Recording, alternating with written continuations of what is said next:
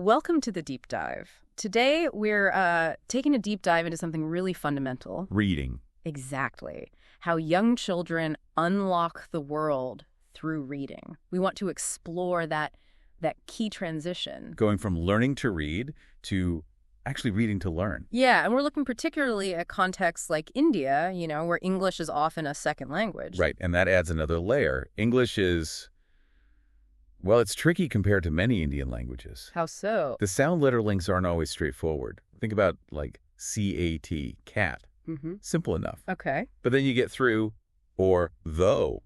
Same smelling, totally different sound. Right. So you can't just rely on simple rules all the time. Exactly. Yeah. Which is why a really structured, systematic way of teaching is, well, essential. So what does that structured approach look like?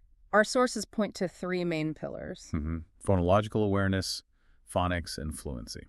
And also something really crucial outside the classroom, parental involvement. Definitely. Let's maybe start with that first one. Phonological awareness. Okay. What exactly is that? Is it just about knowing the alphabet?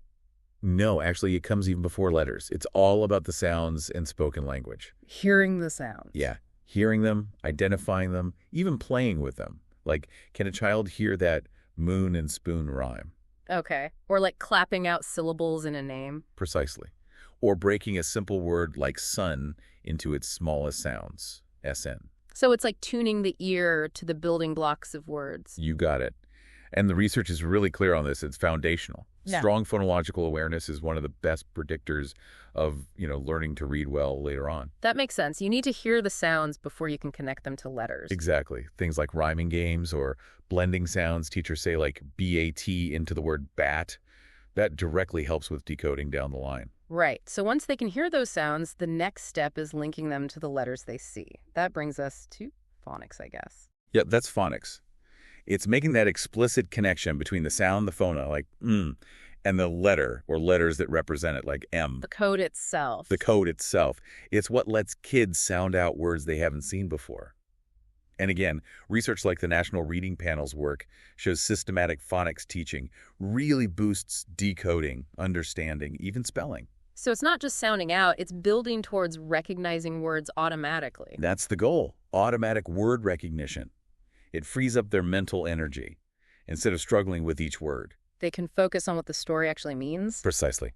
Think about using those letter sound charts in classrooms. B is for ball. Or maybe using magnetic letters to build simple words like cat or fan, making it hands-on. Exactly. Makes the connection tangible. Okay, so we have sound awareness, then connecting sounds to letters. What's the third pillar? Fluency. Fluency, yeah. This is about reading smoothly. Not just getting the words right. No, it's more than accuracy. It's reading at a good pace, a natural pace, and with expression, making it sound like spoken language. Right, so you can actually follow the story without getting bogged down. Exactly. It's massively linked to comprehension. If you're reading smoothly, your brain isn't working overtime on just decoding. It can think about the meaning, that idea of automaticity, recognizing words instantly. That's it. So activities like reading the same short passage a few times helps build that speed and accuracy. Or like reader's theater, where kids read different parts with feeling. Fantastic for fluency. It encourages expression, prosody, makes reading more engaging too. Okay, those are the classroom pillars. But you mentioned parents earlier. How critical are they, especially, say, in India, with multiple languages at play? Hugely critical. Parents can bridge that gap between school and home. Their involvement really boosts a child's motivation, their attitude towards reading. And leads to better results long term. Absolutely. And interestingly, literacy skills can often transfer between languages. So if a child has a good foundation in their home language, it can actually help them learn English concepts faster. But what about the challenges? Parents might not know English well themselves, or they're short on time, maybe don't have many books. Those are real challenges. But even if parents' English is limited, using visual aids helps, pointing at pictures while reading. And research shows even short bursts, like 5 or 10 minutes of reading together a few times a week, make a real difference. Okay, so little and often is key. Definitely. And for books, community libraries are great, or digital resources like the Storyweaver app offer free stories in many languages. So what are some simple things parents can actually do at home, linked to those pillars? Okay, for phonological awareness, just play sound games. What rhymes with cat? Does rice start with the same sound as road? Simple stuff. Clap syllables. And for phonics? Point out letters everywhere. On signs, on food packets. Look, that B is for biscuit.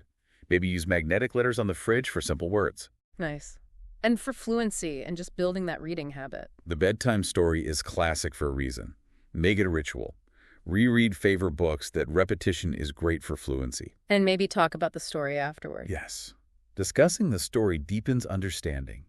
Creating a cozy reading spot, borrowing exciting books, maybe comics like Amar Chitrakatha, which are popular in India, it all helps build a positive reading culture at home.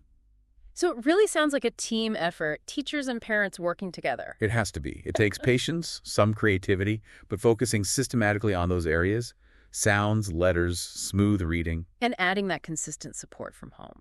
That really builds a strong foundation, not just for school, but for lifelong learning. It's about mastering the mechanics, sure, but also finding the joy in reading. It empowers them, gives them confidence. So thinking about all this, here's something for you, our listener, to consider. What's one small, consistent step you could take, starting today, to help foster that love of reading in a child's life? How could you make a lasting impact on their future?